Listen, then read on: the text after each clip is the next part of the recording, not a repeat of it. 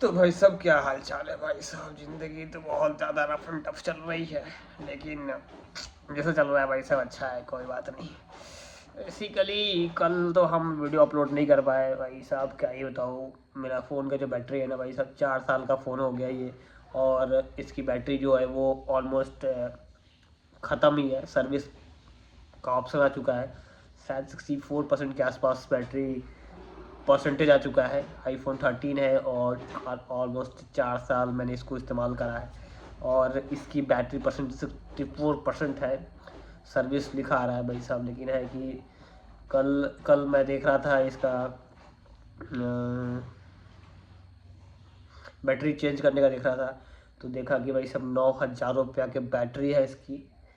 9,000 रुपया। देखते हैं कुछ दिन में बैटरी तो रिप्लेस कराना ही पड़ेगा, या तो आईफोन छोड़ो या तो बैटरी रिप्लेस कराओ, ताकि दिक्कत ना है। कल की बात है, कल क्या हुआ कि चार्जर केबल जो था, चार्जर केबल वो मैंने ऑफिस में छोड़ दिया, और घर आया तो देखा कि भाई साहब 10% फ़ोन चार्ज है। भाई कल बहुत तो हाथ ख़राब, इसलिए बहुत ज़्यादा हाथ ख़राब हो गई भाई साहब। ये जो प्रिंटर है, ये वाला प्रिंटर जो है वो बेसिकली वाईफाई से कनेक्टेड है। वहाँ पे प्रिंटर रखा है और यहाँ पे सिस्टम रखा है। यहाँ वाईफाई से कनेक्ट है ये प्रिंटर, और बेसिकली वो प्रिंटर जो है वो वाईफाई से कनेक्ट है, और इसी फ़ोन से वो कनेक्ट होता है, चलता है। इसके लिए लैपटॉप को और उस प्रिंटर को कनेक्ट करते हैं इस फ़ोन के हॉटस्पॉट से, तो प्रिंट होता है।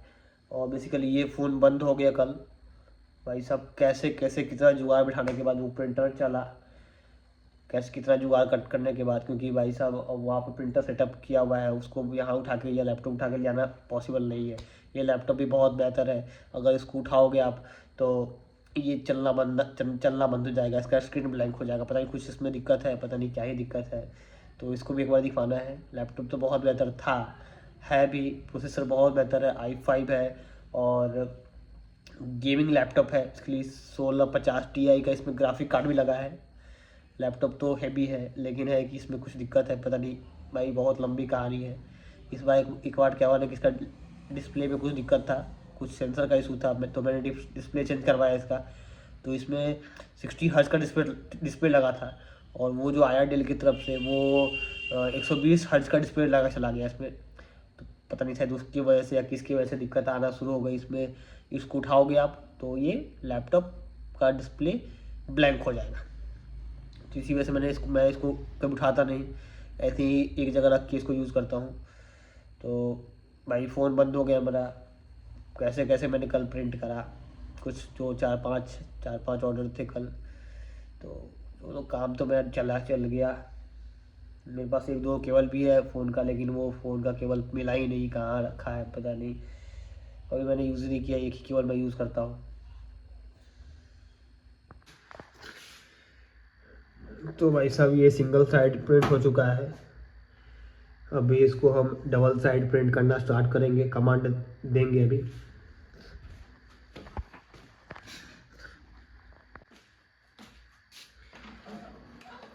तो भाई साहब कमांड मैंने दे दिया है।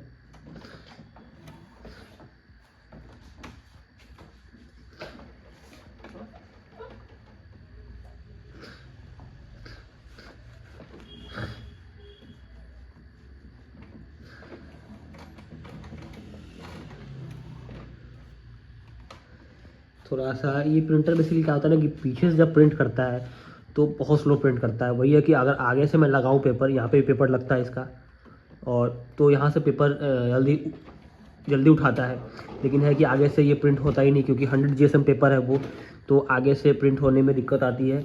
इसका जो है ना पता नहीं रोलर ख़राब हो जाता है, इसी वजह से पीछे से प्रिंट करते हैं इसको 100 GSM।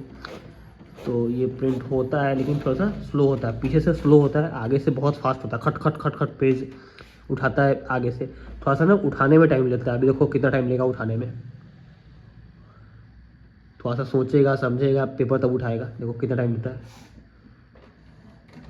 देखो अभी पेपर उठा लिया पेपर तो खट से प्रिंट कर देगा, लेकिन उठाने में टाइम लगता है। देखो अभी उठा लिया पेपर, तुरंत प्रिंट आ जाएगा। देखो आ गया प्रिंट।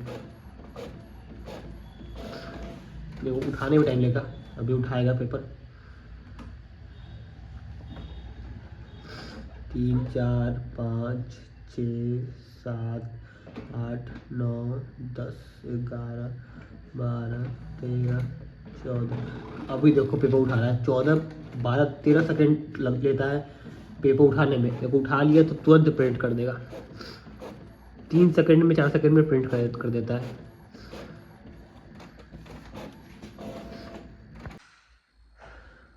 तो भाई साहब आज करीबन 4 5 6 ऑर्डर आए हैं।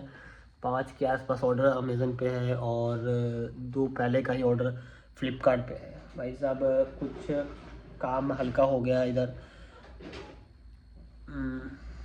नई कंपनी है, नई सब कुछ है तो थोड़ा टाइम लगेगा। उम्मीद है कि काम बेहतर होगा। थोड़ा टाइम लगेगा, काम बेहतर होगा। अभी तो इसके लिए कंपनी क्रिएशन करेंगे, प्राइवेट लिमिटेड कंपनी क्रिएशन करेंगे ऑलमोस्ट 6 7 महीने के बाद। अभी तो इसी पे चलेगा काम। इसके बाद हम प्राइवेट लिमिटेड कंपनी शुरू करेंगे और फिर थोड़ा टाइम लगेगा उसमें भी, क्योंकि एक बार मेरे नाम पे कंपनी शुरू हुई, एक बार मम्मी के नाम पे कंपनी शुरू हुई। इसको भी क्लोज़ करके देखते हैं कैसे क्या होता है। देखते हैं, बहुत कुछ चल रहा है दिमाग में, कैसे कैसे क्या क्या होता है। तो भाई साहब यही कुछ चल रहा है। भाई कल जाना है एम्स में दिखाने। छुट्टी लिया है मैंने, कल 19 को जाना है। इसके लिए 1 महीना के बाद नंबर लगा था। इसके लिए आज ही के दिन शायद मैंने नंबर लगाया था एम्स का। सर्दी का समस्या है भाई साहब, सर्दी है। अभी तो मेरा बहुत हद तक सही है। घरेलू इलाज करने के बाद सर्दी बहुत हद तक सही है, लेकिन है कभी कभी नाक से पानी टपकना शुरू हो जाता है। तो मैंने सोचा कि भाई दिखा लेते हैं, एक बार दिखा लेते हैं, ताकि कहीं जो प्रॉब्लम होगा वो फिक्स हो जाएगा। अदरवाइज़ बाई चांस अगर क्या है कि ये चीज़ जो है ना, वो अगर बहुत टाइम हो जाएगा इस बीमारी को, तो फिर बाद में इलाज थोड़ा सा मुश्किल हो जाता है। तो स्टार्टिंग में दिखा देना ज़्यादा बेहतर है।